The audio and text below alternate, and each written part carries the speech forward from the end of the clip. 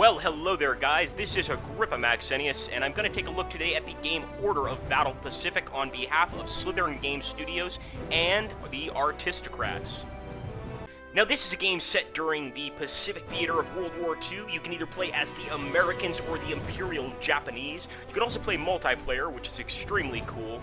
Let's dive right into it and take a look at what the features are.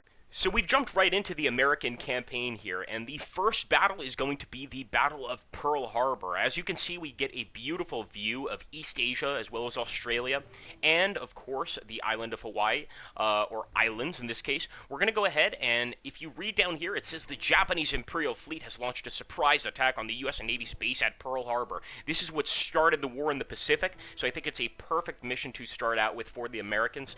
We do have Army Corps here, and essentially what this shows is the different armies fighting in your army. At times you may have Philippine allies or British allies. It really depends on what battle you're facing. Over here, the specializations are things that you unlock as you continue through. They're unlocked at specific points in the campaign, and they really add some cool specializations to your unit. Sometimes you can get them just by winning a battle. The difficulty here, of course, you could set it however you like. I always like to keep it at difficulty 3, Captain, although some of you may want to change that. And let's go ahead and jump right in here to the Battle of Pearl Harbor, get a sneak peek. Okay, guys, here we go. The mission briefing begins. So I'm going to go ahead and just jump through this mission briefing for you guys. You can read it. And we are waiting for the Japanese to attack. So we're going to go ahead and start the game.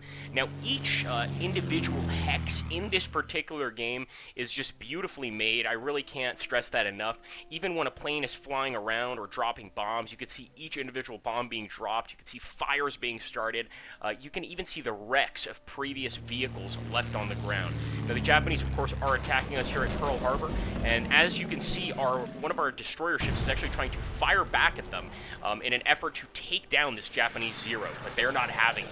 This is one of the great parts of the game. Also, you don't just have to have naval units or air units. You can have land battles with only land units. You can have air battles with only air units, or everything mixed together. And there's a beautiful mix in this game. So the first thing I'm going to do, I've got to take this lone Jeep here, and we've got to move it to this airfield as quick as possible. And as you can see, a special event has happened. These special events will also often happen in the game to your troops. In this case, it says that an anti-air gun has been manned and is scouring the skies for enemy aircraft. So we're going to go ahead and take this anti-aircraft gun, fire at the enemy closest, or we can also try to move it. But at this case, you can see that we've got movement hexes. I think we just want to go ahead and open fire. And you can see all of that beautiful flak exploding. Let's hope we can save the rest of the island. Oh my, I think we have another enemy bombing run coming in here, guys, and at least our destroyer is firing as much as he can in an effort to take this guy out. The real point of this particular campaign, or this particular mission really, is to defend the ships at Pearl Harbor until the end of the battle and try to lose as few as possible. As you can see, the Japanese Zeros are coming in left and right, and we really want that Jeep to go around the island and wake all the inhabitants up, let them know the Japanese are attacking. Communications are totally down, and it's up to us to save everybody. So I've gone ahead and unlocked one of our wonderful P-40 Warhawks here, guys, and I'm going to do my best to take out one of these Japanese planes, but it's no short order. This takes a lot, and I'm actually putting myself into a difficult position because I'm actually flanked by all three here.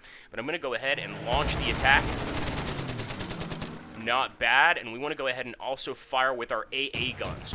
Now, one of the interesting things is one of the actual objectives of the Pearl Harbor mission is to take down 5 enemy aircraft. And when they say 5 enemy aircraft, they mean 5 units.